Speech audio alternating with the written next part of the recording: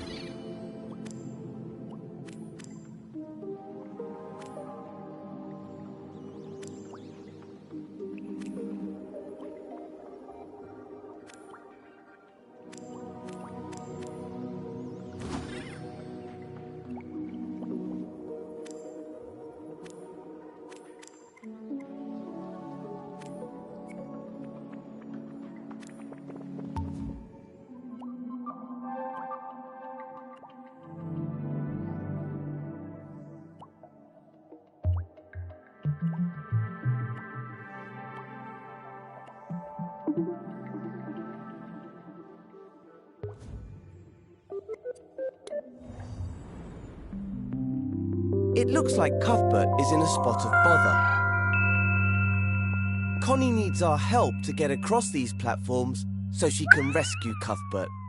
So how about we add a little handmade animation to get her there? You don't need to go into play mode to see that Connie won't be able to make this jump. So let's animate that floating ledge down to her using an action recorder. Action recorders are super easy to use. Just stamp one in your scene, and it will record anything you move with the imp. And we mean anything. It'll even record you moving or tweaking gadgets. We'd better get going. Connie's getting really impatient. You know what cones are like. Go to the assembly menu. Press a square button if it's not already open. Then head to the animate menu. The animate icon is a clapperboard. That thing they use in movies before the director says, action. Now you get to be the director, and you can use these tools and gadgets to animate objects. Select the action recorder, the icon with a film strip and a plus sign on it. You'll now have an action recorder gadget on your imp. Stamp it down, somewhere near the floating ledge. A progress bar will appear at the top of the screen, along with a record button on the right. Also, your imp will turn red. This means you're ready to start recording. Don't worry, recording won't start until you begin moving or changing things. When you're ready, grab the floating ledge with R2. Move it slowly towards Connie using the motion sensor function or the sticks. You'll notice that the bar starts to fill, recording your every move. Don't worry, it's not a time limit. The bar fills up as a visual indicator of something being recorded, so take your time. When you let go of R2, the recording will pause. If you move your view or use the grab cam, that won't be recorded. But if you've started time with R3, recording will continue when you let go of R2. That's why it's important to rewind or pause time before recording anything.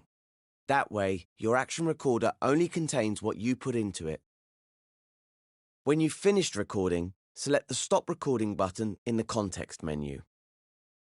Or you can use the shortcut L1 and circle button to exit the action recorder. Your imp will go back to normal to show that recording has stopped. Click R3 to play back your animation. Handmade animations are always a bit wobbly, but practice makes perfect. Calibrating your imp can help when using the motion sensor function. Just hold your controller in a comfortable position, then hold the Options button for a few seconds. In the next step, I'll show you how to edit a recorded animation.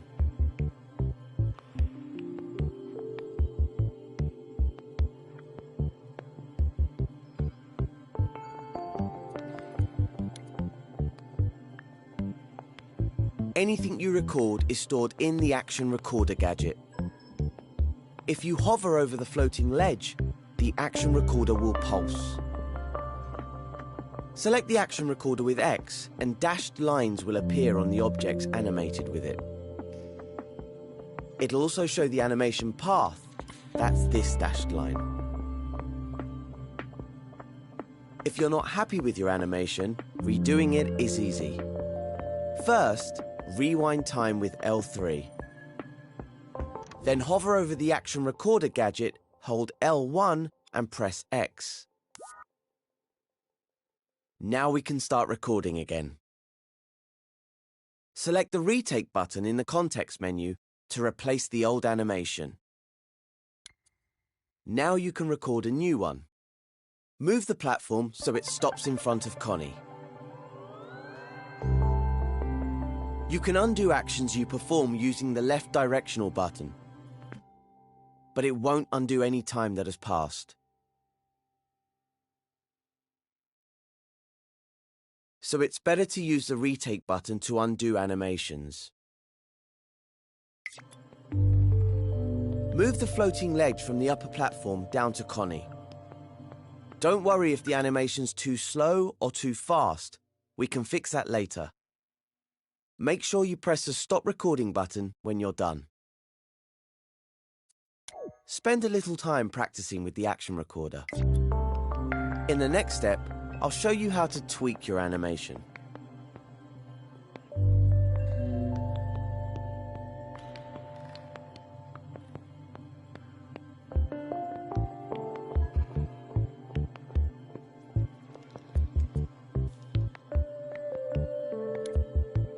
Another way to edit animations is to tweak them. Hold L1 and press the square button over the Action Recorder gadget to open its Tweak menu. Here you can see all the tweaks for the Action Recorder. By default, the playback mode is set to loop, so it plays the animation over and over again. But you can set them to play once, sustain, or to ping pong.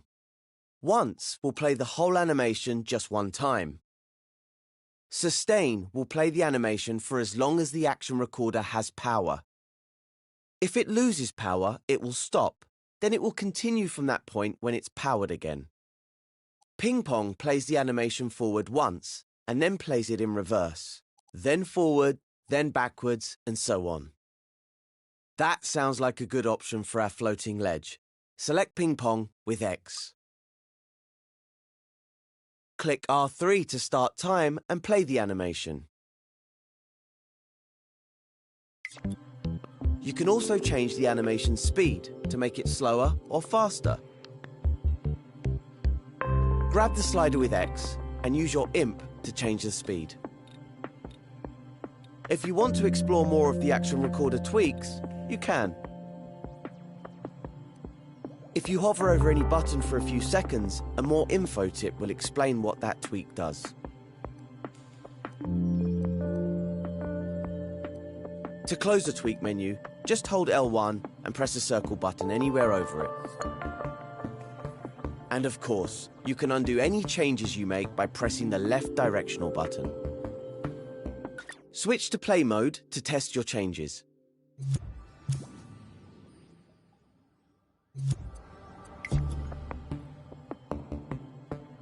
When you're ready, come back to edit mode and start the next step.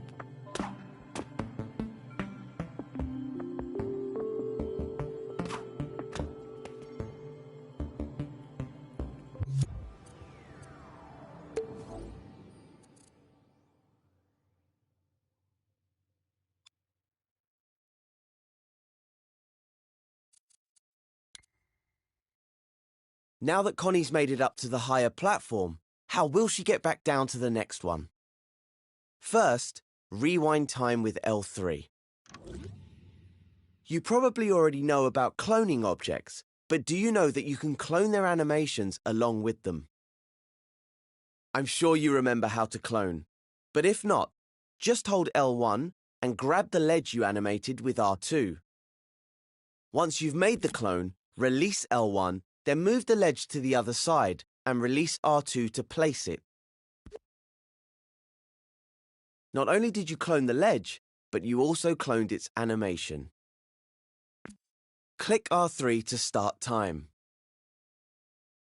Now we just need to flip it so that it moves in the correct direction. First, make sure you rewind time. Grab the platform with R2. Then click L3 to flip it horizontally.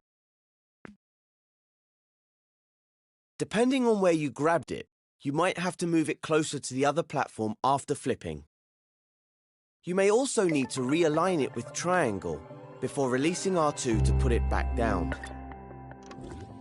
Now click R3 to start time, and the platforms should move in opposite directions.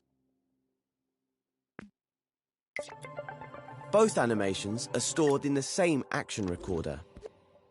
So if you retake or delete the action recorder, it will affect both animations. Now go into play mode and see if Connie can make it across both gaps.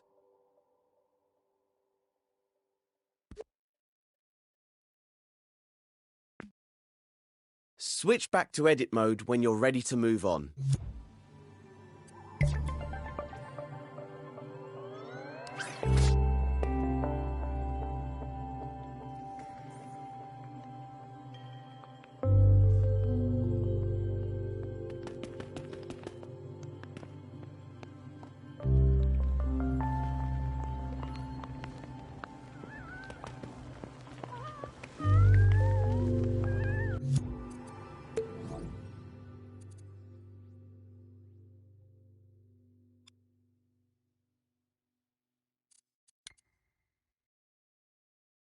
Now let's get Connie to Cuthbert and get them through the door.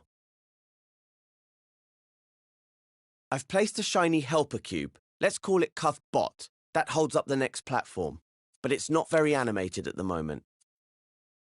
To get it to walk back and forth towards the exit, we need to use Record Possession. It allows you to possess puppets and record a performance with them. Open the Assembly menu, then go to the Animate menu.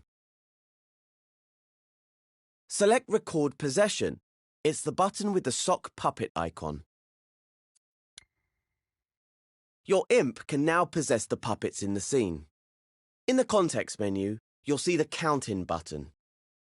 When this is selected, you'll get a 3-second count-in before recording starts. Press R2 over the Cuthbot to possess the puppet and start the countdown. When the count reaches 0, the possession recorder begins recording. Unlike the action recorder, it records constantly. So time will be recorded even when the cube isn't moving. Walk the Cuthbot around the obstacles to the final platform.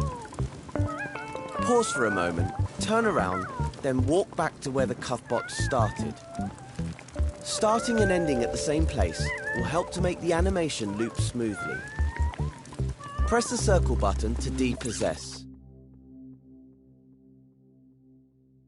You'll notice that the recording pauses when you depossess. Select Stop Recording in the Context menu to exit the possession recorder. Once you've stopped recording, click L3 to rewind time, then R3 to start time, and watch what you've recorded. In the last step, I'll show you how to edit the recorded possession.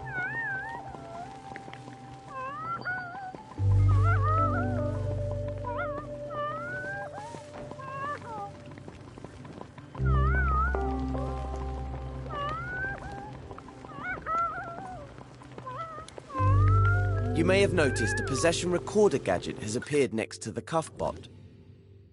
When you're using Record Possession, this gadget appears the moment you press the Stop Recording button.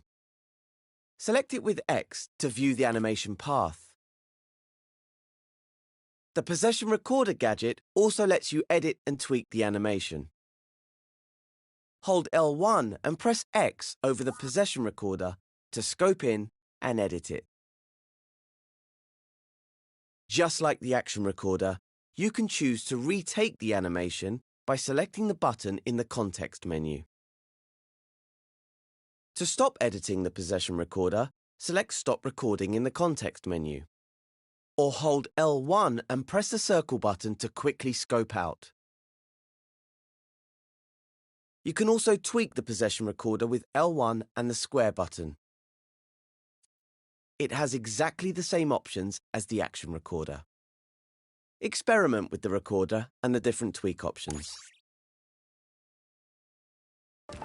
Remember, you can see more info about the tweak settings by hovering over them for a few seconds. Close the tweak menu by pressing L1 and the circle button anywhere over it. Once you're done editing, switch over to play mode to test out the completed scene. Then Connie can navigate to the last platform and help Cuthbert through the door to complete the tutorial.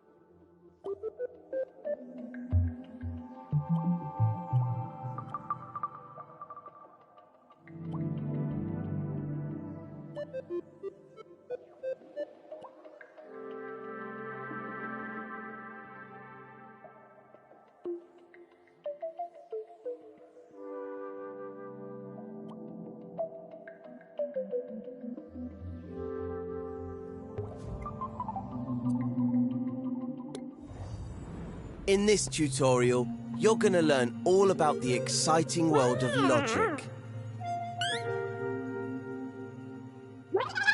Pay no attention to Cuthbert. It's not as complicated as it sounds. I promise. Let's check out the scene. See the buttons on the platforms in front of our good friend Connie? They activate the bridges that will take her to the next platform. At least that's what they're supposed to do. To get them working, you'll need to connect them to the gadgets that control them. You can't see gadgets when you're in play mode, but they let you do all sorts of useful things in edit mode. You can tell gadgets apart by their color and icons. Green gadgets are sensors and inputs. This one is what we call a trigger zone. It's one of the more versatile gadgets. It can trigger other gadgets when it detects something in the scene.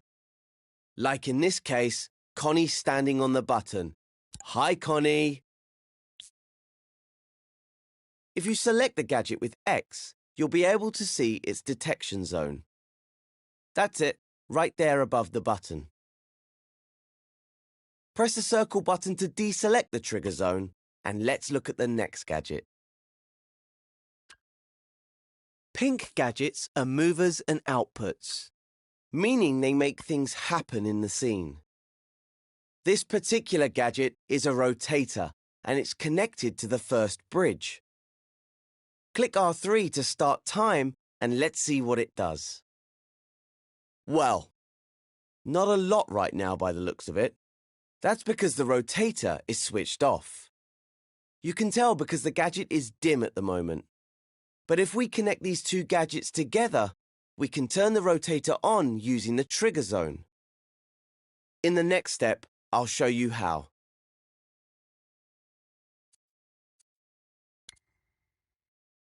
Before we start connecting things, make sure you can see both gadgets.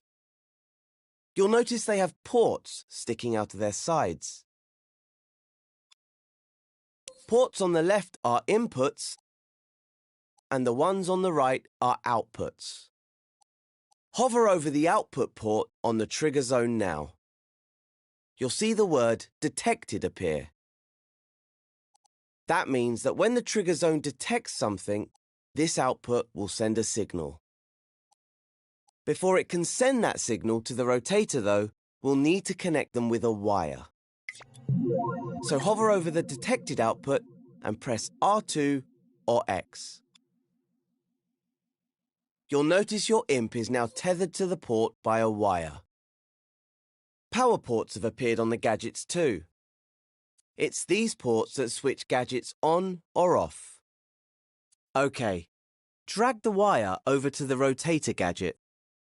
Now hover over the power port at the bottom, then press R2 or X.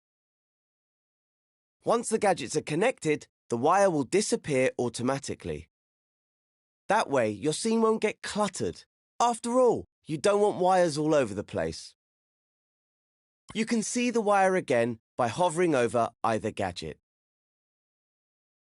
OK, time to test our connection out. So let's switch over to play mode in the options menu. That's more like it. Now the trigger zone detects Connie when she stands on the button and activates the rotator on the bridge. As soon as she steps off, the rotator stops working. You can use the button to get the bridge lined up with the platform.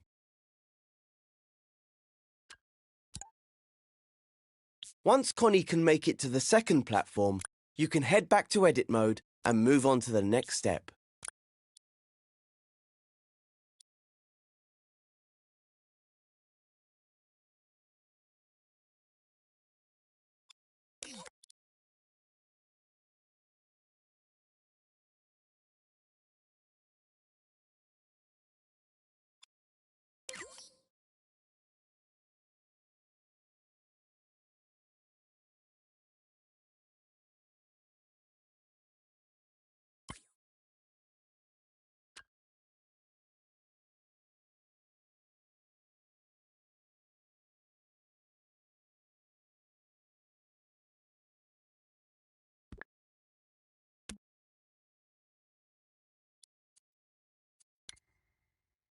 Now that we've connected the rotator, let's take a look at the second platform. See the yellow gadget on its side? This gadget isn't a sensor or an output. It's called a microchip. Microchips are used to organize logic in scenes. You can think of them as boxes of gadgets and wires. Let's have a look inside. Hover over this one with your imp. Hold L1 and press X. It's just like scoping into a group of objects. This window is the microchip's canvas. And if these gadgets look familiar, it's because they're two rotators. Each one controls half of this jointed drawbridge. Try to connect the output from the trigger zone to the power ports on the rotators. You can create multiple wires from the same output. Or you can clone wires in the scene by holding L1, then grabbing them with R2. Clone the wire near the rotator to create a new wire from the trigger zone. Once you've connected the trigger zone to the second rotator, switch over to play mode and make sure it's all working. OK, jumping on the button now will activate the trigger zone and raise the drawbridge so that you can cross over the... Oh, wait a minute. The bridge has dropped down before Connie could cross. That's because the signal to the rotator stopped sending as soon as Connie stepped off the trigger zone. Switch back to edit mode and rewind time with L3. In the next step, I'll show you how to make signals stay on. If we want the bridge to stay up, we'll need to add a gadget between the trigger zone and the rotator to keep it activated. We can do this with a counter. So let's go into the assembly menu. Press square to open it if it's closed. Select the Gadgets menu with X. You'll find the counter in the Logic and Processing section. The gadgets in this menu take an input signal and change it in some way before sending it on. Go ahead and select the counter. Its icon is a tally counter. Now you can see the gadget on your imp. Hover over the microchip and it will snap to the canvas. Press R2 or X to stamp the counter onto the microchip, then press circle to unequip it. The counter gadget counts up or down whenever it receives a signal through its inputs. By default, it starts its count at 0 and has a target of 1. Once it reaches that target, it sends a constant signal through its counter-full output port. Before we connect it though, let's tidy up the wires connecting the trigger zone to the rotators. Just hover over them and press triangle to delete them. Now press R2 or X over the detected output of the trigger zone to create a new wire. Connect it to the increase count input port on the counter. That's the port with the plus sign icon. Now when the trigger zone is activated, the counter will go up to 1. And, this is the important part, it will stay at 1 even after the trigger zone deactivates. Now hover over the counter-full output port of the counter. This port sends a signal when the counter reaches its target. Create a wire with R2 or X and connect it to one of the rotator's power ports. Then do the same for the other one. Time to switch to play mode and try out our new connections.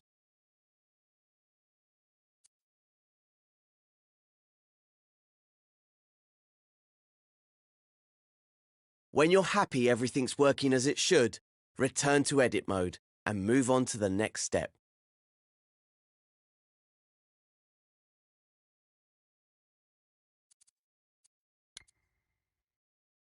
Just one more bridge for Connie to cross.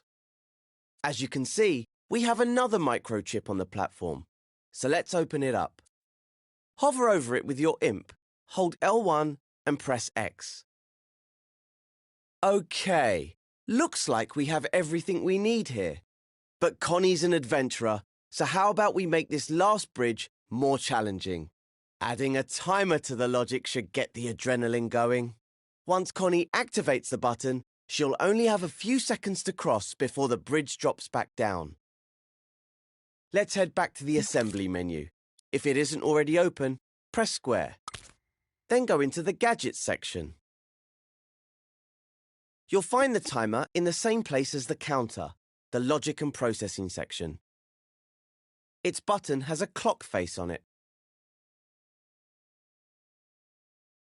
Now go ahead and stamp the timer gadget onto the microchip with R2 or X. Then unequip it from your imp with the circle button. Now let's take a closer look at the timer's inputs and outputs. You can see their names by hovering over the ports. The first input is a start timer port. Once this receives a signal, it will start the clock. The second one is reset timer, which sets the time back to 0. Over on the output side, we have timer finished and timer output. Timer finished sends a signal when the timer reaches the required number. It's set to 5 seconds by default. Timer output is a little more sophisticated. The signal it sends represents the timer's current progress. If, let's say, it's only halfway to its target, the signal it sends will be half strength. So how do we connect this so the bridge only stays up for a few seconds? Well, we need the bridge to be raised while the timer is running. So create a wire on the timer output with R2 or X. Remember how we used the counter on the previous platform? We can use one here too. Just like before, connect the wire to the counter's increase count input. Then connect the counter full output to the rotator's power port. Time to see if it works. Click R3 to test it out. As you can see, since the timer isn't connected to a trigger yet, the clock starts ticking as soon as we play the scene. The bridge goes up, but doesn't drop down when the timer finishes. That can only mean one thing. There's a problem with the logic. If you'd like to figure it out for yourself, feel free to check the gadgets and see what's wrong. Or move on to the next step and we'll go through it together.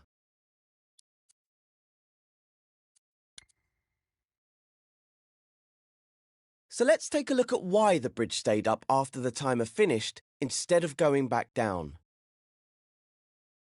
Remember how we used the counter earlier to remember the signal from the trigger zone? Well, now it's remembering the signal from the timer, so we need to make it forget that once the timer finishes.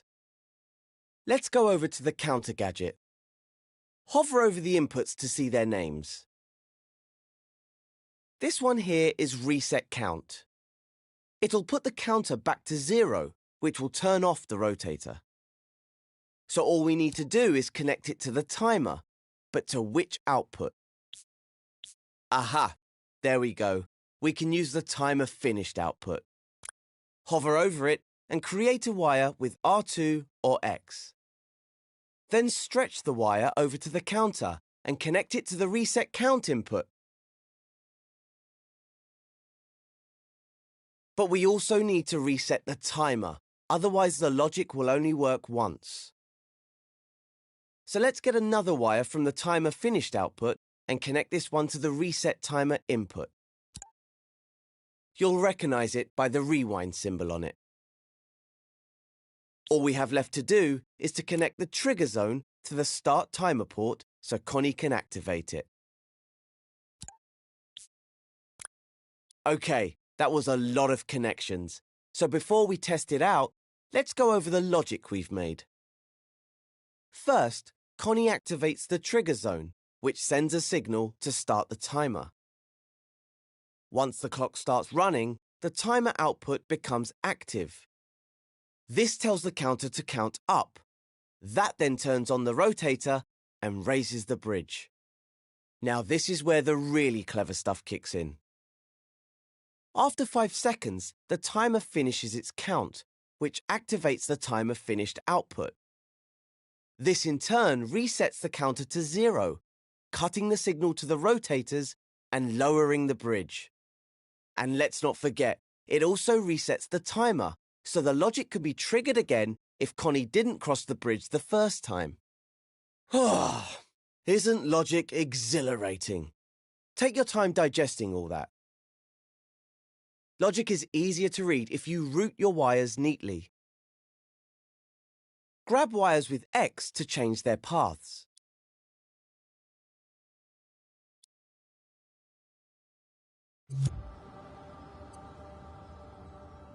You can also move the gadgets around by grabbing them with R2.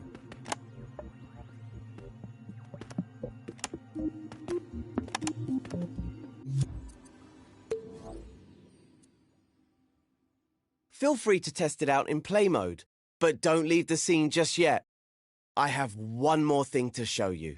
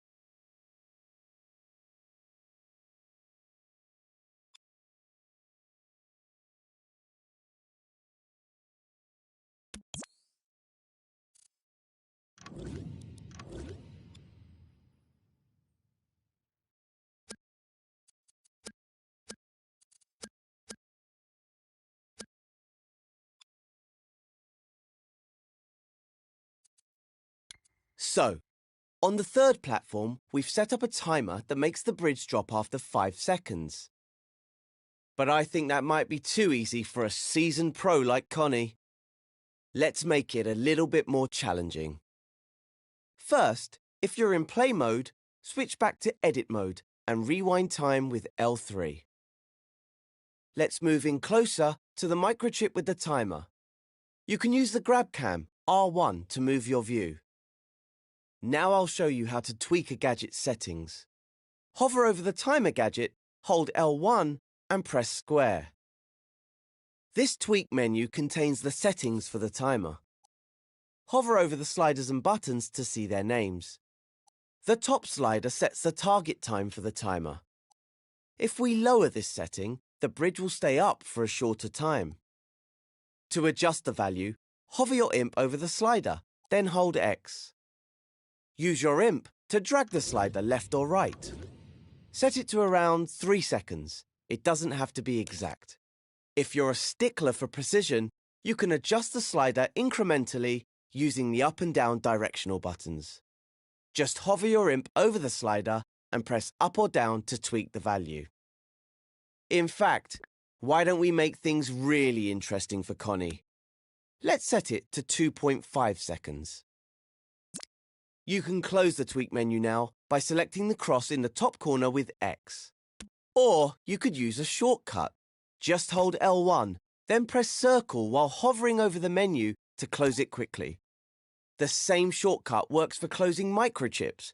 Give it a try now. Hold L1, then hover your imp over the microchip and press circle. Time to test out the scene in play mode.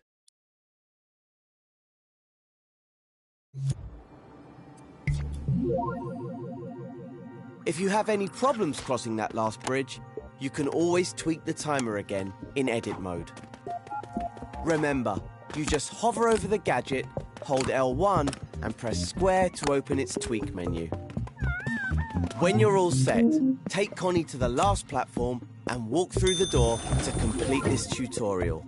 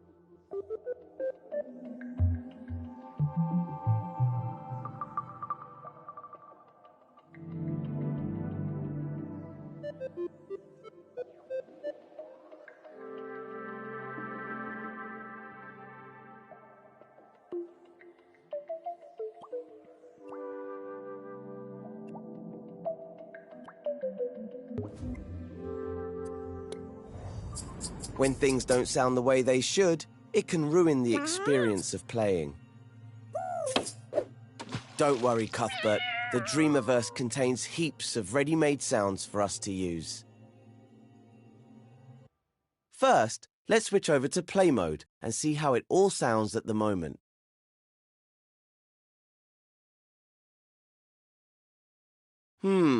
Quiet, isn't it? Doesn't feel quite right. In fact, it's creeping me out, so let's head back into edit mode. Switch over to sound mode so we can start adding some sounds. Find the modes menu. It's inside the assembly menu. As you can see, there are lots of different modes. Each has its own set of tools for doing different things. We're currently in assembly mode. If you select the speaker symbol icon with X, we'll switch to sound mode. That's better. In the next step, we'll start adding sounds to the scene.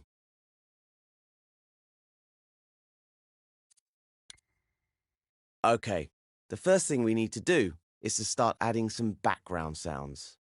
See the button with the magnifying glass in the sound menu? That's the search menu. Select it now to view the different types of sounds you can add. Now select the speaker button to search for sound effects. This is the Dreamiverse, where you can find all the wonderful stuff other dreamers have made. I've already set aside a collection of sound effects for you in here. That's what this collection is. It's bursting with different sound effects for you to play with. Select it with X to open it. I've arranged the sound effects into groups for you. To get a proper overview, use the right stick to zoom in and out of the collection. This group of sound effects are background sounds. You can hear a preview of each sound by hovering over them with your imp.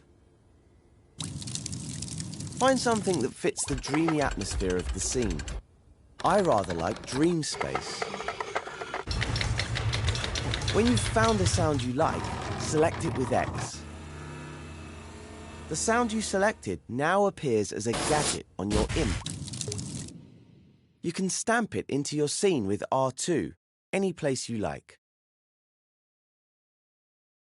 It doesn't matter where you put it because background sounds can be heard everywhere in a scene. Now let's start time with R3 and see how it all sounds. Ah, that's better. Notice how much more alive the scene feels with just that one sound. Imagine how it will feel with even more sound effects. But there's no need to imagine it. You can start adding more now to create a layered and unique ambience. If you want to replace a sound effect, just stamp a different one over it. When you've got things sounding just how you want them, rewind time with L3 and move on to the next step.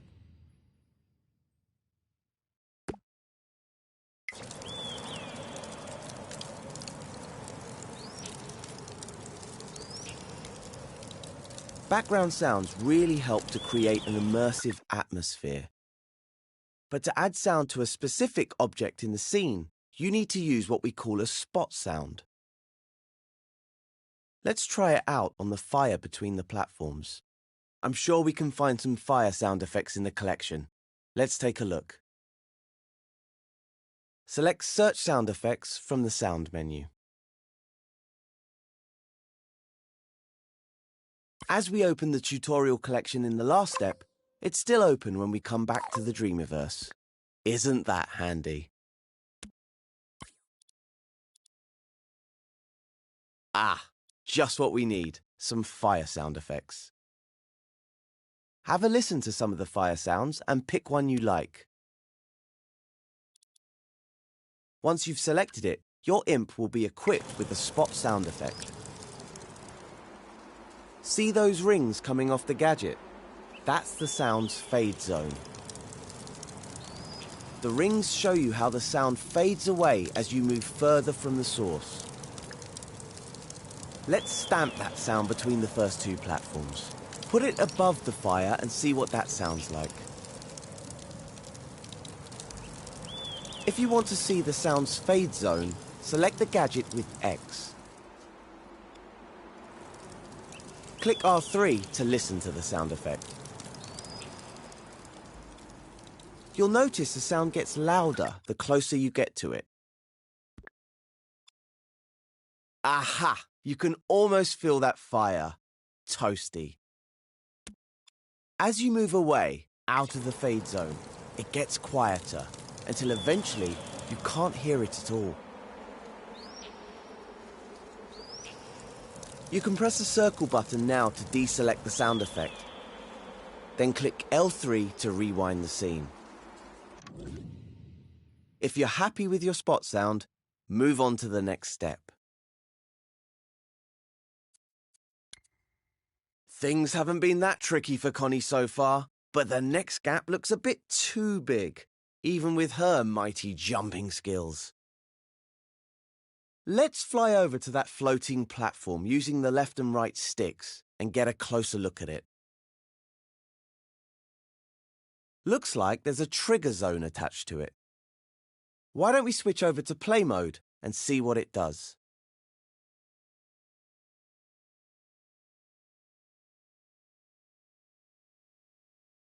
Well, will you look at that? It lights up the platform when Connie steps on it. Lovely. You know what would make it even better, though? If it made a sound as well. So let's switch back to edit mode and make that happen. I've got a feeling you can find something in the tutorial collection to use here. Go to the assembly menu and go back into sound mode.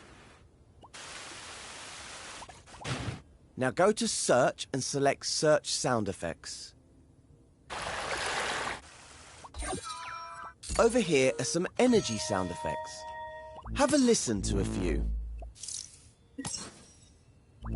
Pick a sound effect for your light-up platform. I quite like the sound of Dream Terminal. See which one you like and select it with X.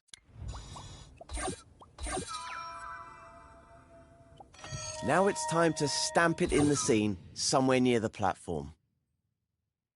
In the next step, I'll show you how to trigger the sound effect.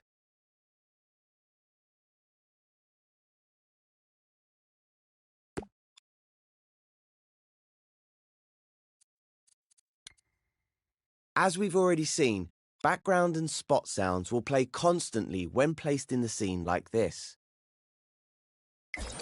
But for the platform, we want the sound to be triggered by Connie. And for that to happen, we need to connect the sound effect to the same trigger zone that activates the glow. Move in closer to the platform using the left and right sticks. Take a good look at the trigger zone gadget. Do you see the output port that says detected when you hover over it? That means it will trigger when it detects a possessed puppet like Connie. So all we need to do to make the sound effect activate when Connie's on the platform is connect the output to the sound effect. Let's do that now. When you select the detected port with R2 or X, you'll see your imp becomes tethered to the port by a wire. Gadgets communicate with each other using wires like this. You'll also notice that a power port has appeared on the bottom of the sound effect gadget. To connect the two gadgets, just hover over that power port and press R2 or X. Time to head into play mode to see how it sounds.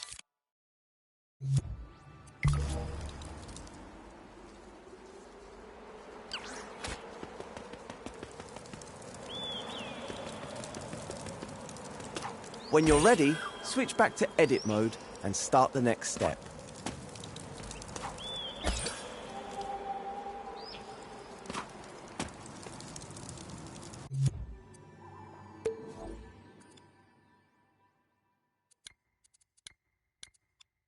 Oh, I just realized something. We got so caught up with these sound effects, we forgot to add another platform for Connie. She must be getting impatient, so let's sort that out for her. The easiest thing to do would be to clone the platform. Remember how to do that? Just hover over it, hold L1, and press and hold R2. Once the clone has been created, let go of L1, move it to the right spot, then release R2 to place it down.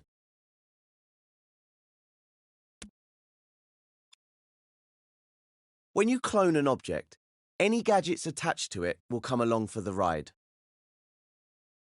So all you need to do now is to wire the trigger zone on the second platform to the sound effect. Or even better, grab a new sound effect from the collection, just for variety. It's up to you. Dream Shapers should always go with their instincts. Whatever you choose to do, move on to the next step when you're ready.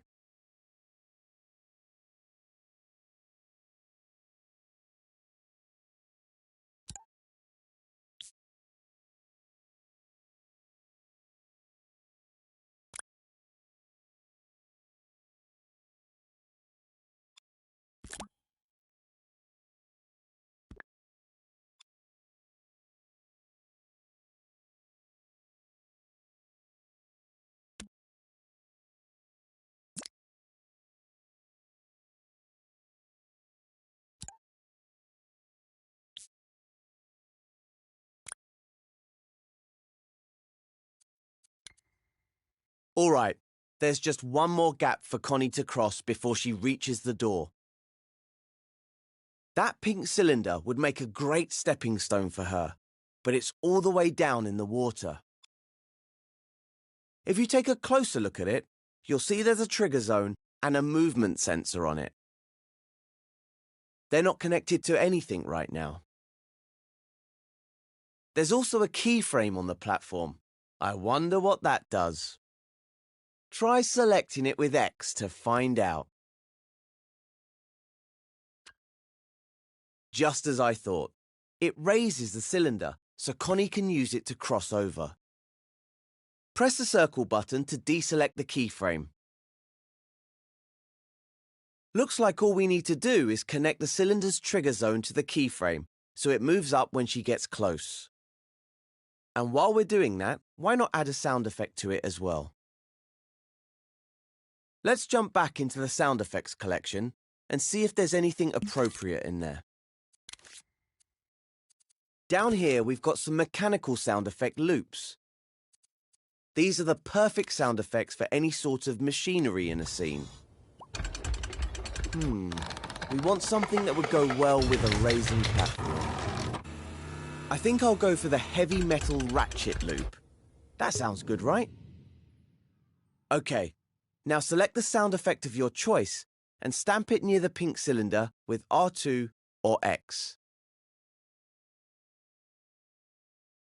In the next step, I'll show you how to connect all of the gadgets. Now we just need to do a little bit of wiring to get everything working. Remember, the trigger zone will activate when it detects Connie, triggering the keyframe to raise the platform. Grab the detected output from the trigger zone with R2 or X. Then stretch the wire to the keyframe gadget and connect it to its power port with R2 or X. Now let's get the sound effect working. This will be triggered by the movement sensor. The movement sensor detects when the object it's attached to is moving. So when the platform starts rising, the movement sensor will send a signal from its output port. That's the output port on the right side of the movement sensor gadget. It's called velocity overall. Press R2 or X over the port to create a wire. You'll need to connect the other end of the wire to the sound effects power port.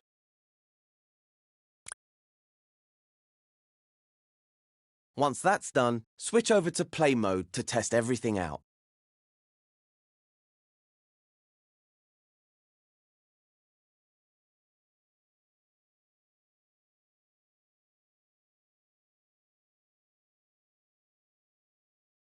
So much better. That sound effect really makes a big difference. There's even more you can do to bring this scene to life. See if you can add some sound to the water between the platforms. I think there might be some water sounds in the tutorial collection. Experiment with the different effects as much as you like and see what you can come up with. When you're done, just take Connie through the door in play mode to finish this tutorial.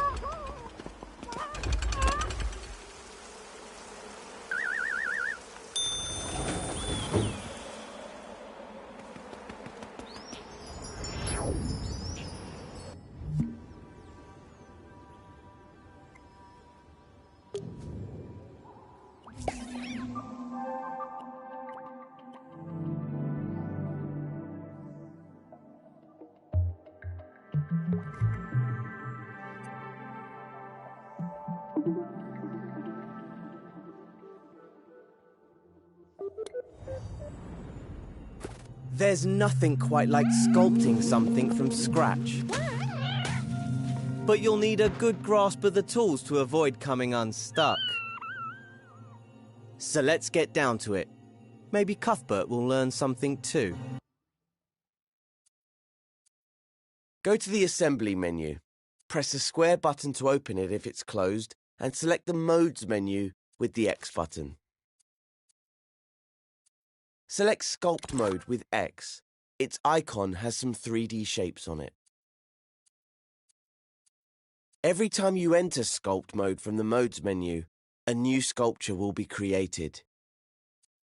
You'll also notice that when you're in Sculpt Mode, everything outside the sculpture will be blurred and greyed out. This is to help you focus on what you're creating.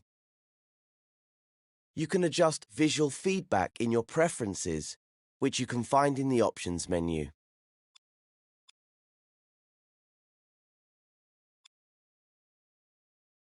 When you first enter Sculpt Mode, the Shapes menu will open automatically and the Smear Shape tool will be equipped to your imp. Try smearing a shape now by holding R2 and moving your imp around.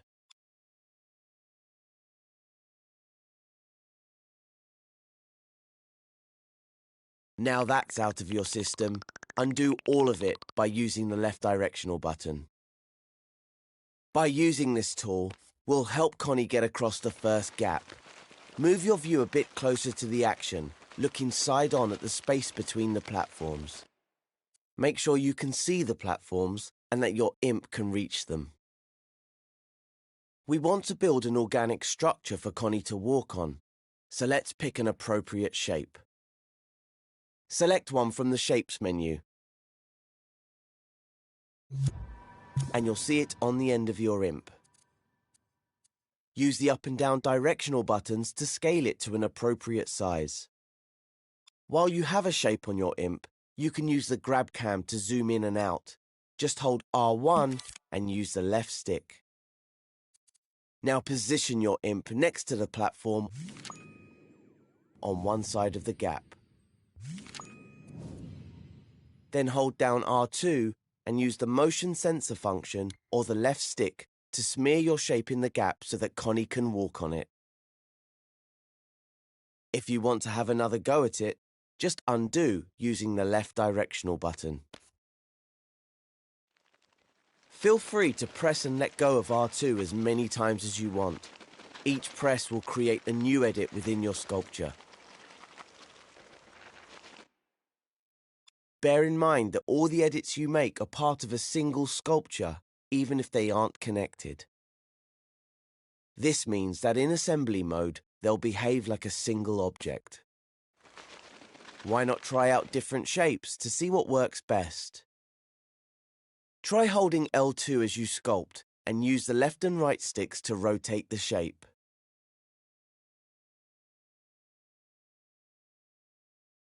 Maybe try making something like a rock formation or a tree trunk. The cool thing is, sculptures are automatically physical, so they can be walked on by puppets like Connie immediately. When you want to try it out, switch to play mode in the options menu and get Connie to walk around on your sculpture. When you're happy to move on, go back to edit mode and proceed to the next step.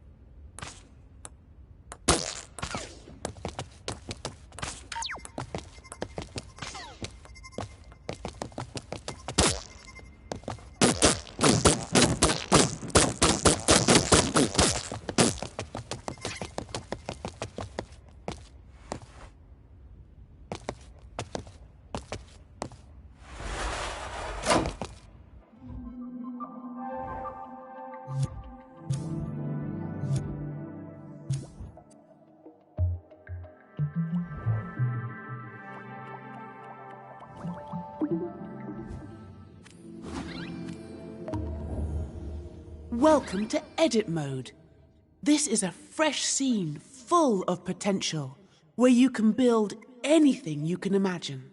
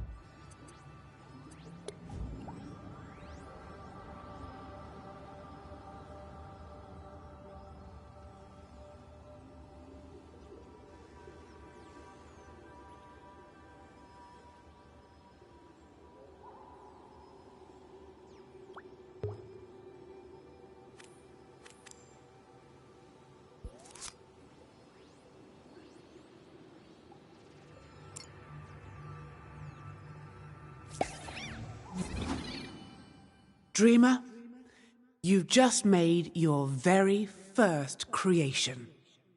The Dreamiverse is yours.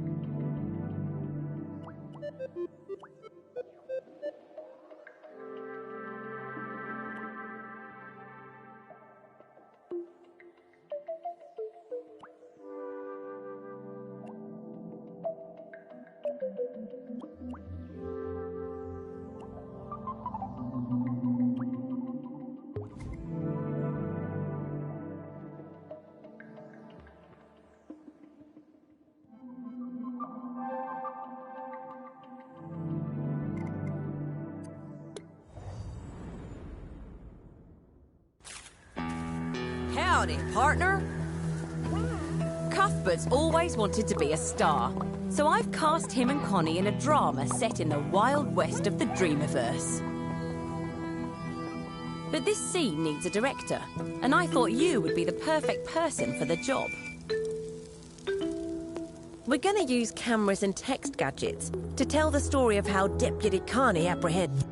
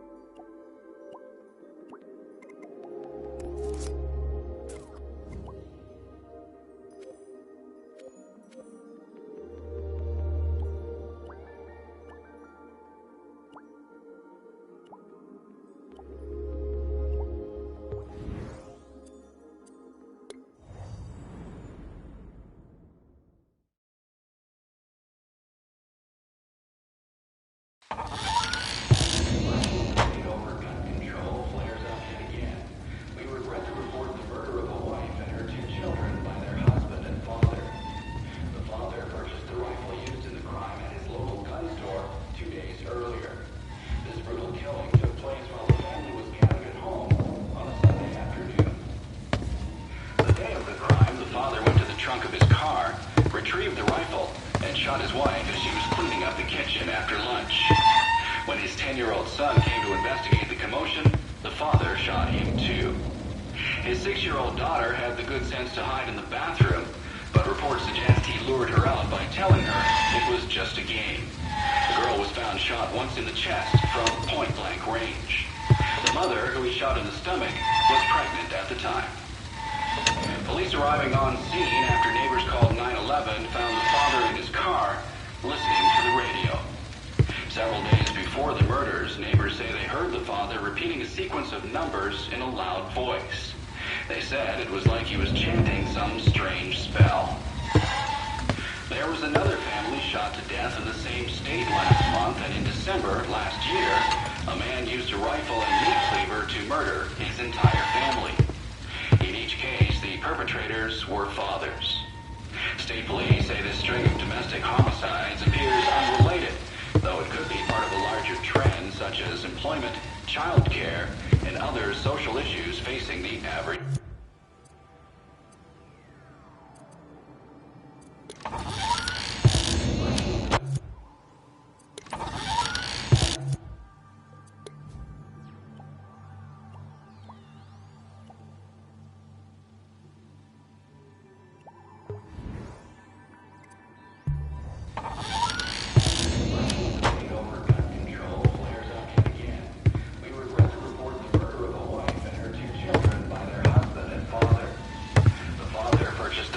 Used in the crime at his local gun store 2 days earlier. This brutal killing took place while the family was gathered at home on a Sunday afternoon. The day of the crime, the father went to the trunk of his car. The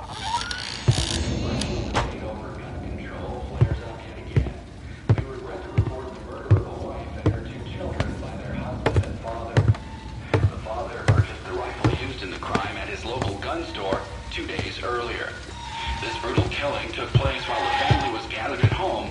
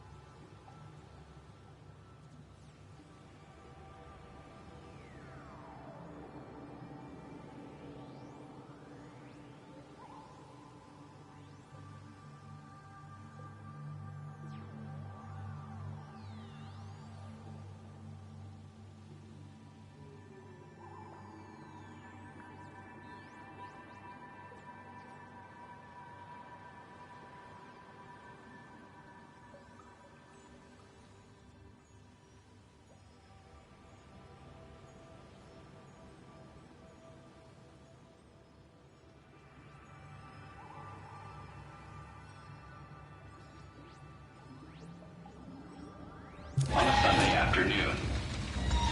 The day of the crime, the father went to the trunk of his car, retrieved the rifle, and shot his wife as she was cleaning up the kitchen after lunch.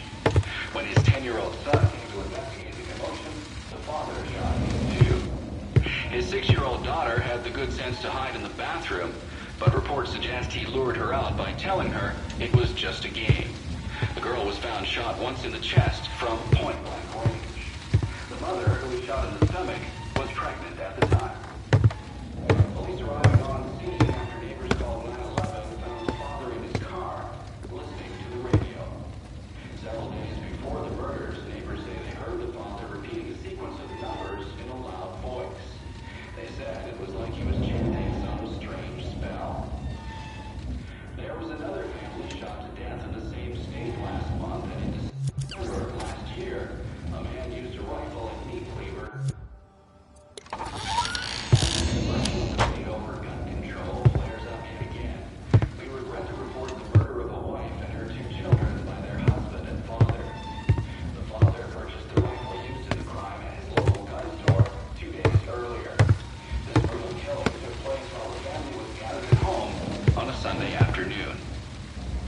The day of the crime, the father went to the trunk of his car, retrieved the rifle, and shot his wife as she was cleaning up the kitchen after lunch. When his 10-year-old son came to investigate the commotion, the father shot him too. His 6-year-old daughter had the good sense to hide in the bathroom, but reports suggest he lured her out by telling her it was just a game. The girl was found shot once in the chest from point-blank range. The mother, who he shot in the stomach, was pregnant at the time. Police arriving on scene after neighbors called 911 found the father in his car listening to the radio. Several days before the murders, neighbors say they heard the father repeating a sequence of numbers in a loud voice. They said it was like he was chanting some strange spell. There was another family shot to death in the same state last month, and in December last year, a man used a rifle and meat cleaver to murder his entire family. In each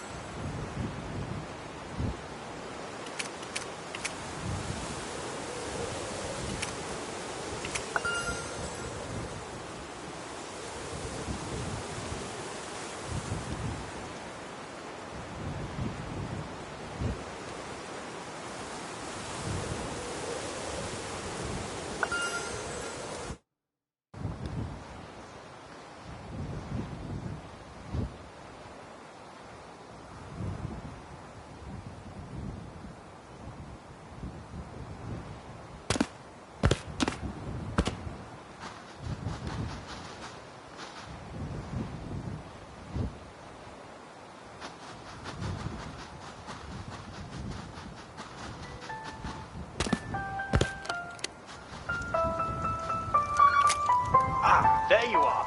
Situation has gotten quite dire, I'm afraid. Ever since King Frost was captured by those evil snowmen, I haven't been able to make a walk in the woods without getting bombarded by snowballs. They've also sunk my beautiful ship before freezing the lake, ruining my fishing spot in the process. This cannot stand. These snowmen need to be eradicated from the face of the planet, I tell you.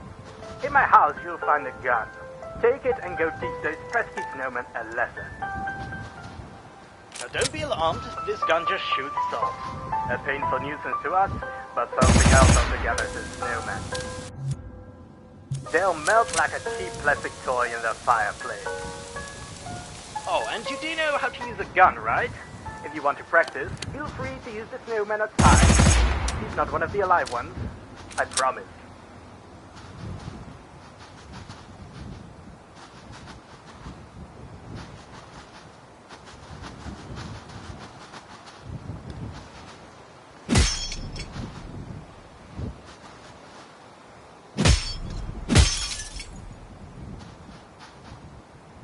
There they are! Blast those cursed snowmen to pieces.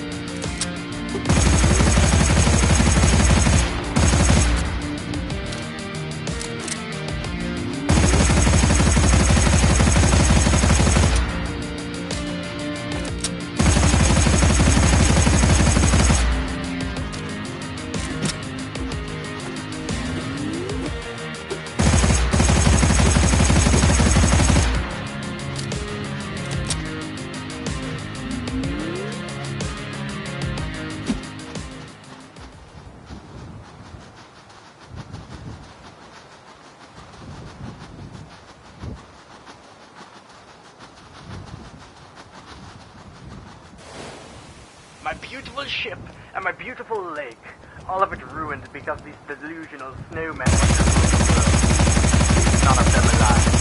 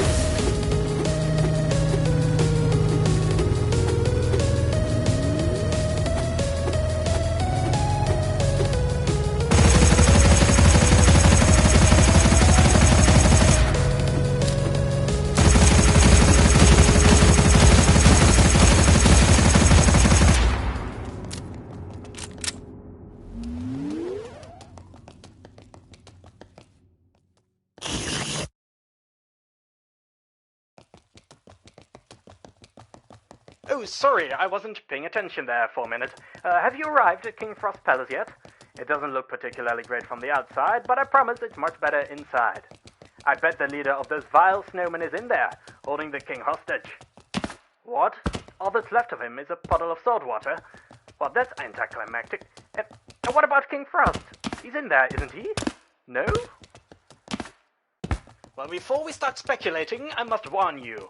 If you come across a mug of hot chocolate, whatever you do, don't consume it, for it's way too strong for the immortals. Lost my mind with it. It felt like a traveling through three dimensions before they went like me. Oh dear.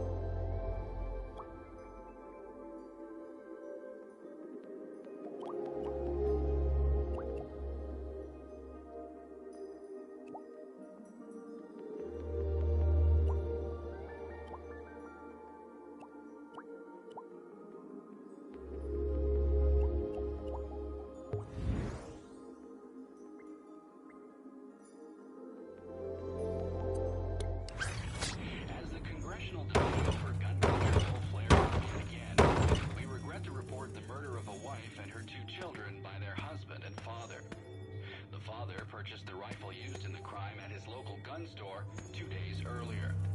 This brutal killing took place while the family was gathered at home on a Sunday afternoon. The day of the crime, the father went to the trunk of his car, retrieved the rifle, and shot his wife as she was cleaning up the kitchen after lunch. When his 10-year-old son came to investigate the commotion, the father shot him too. His 6-year-old daughter had the good sense to hide in the bathroom, but reports suggest he lured her out by telling her it was just a game. The girl was found shot once in the chest.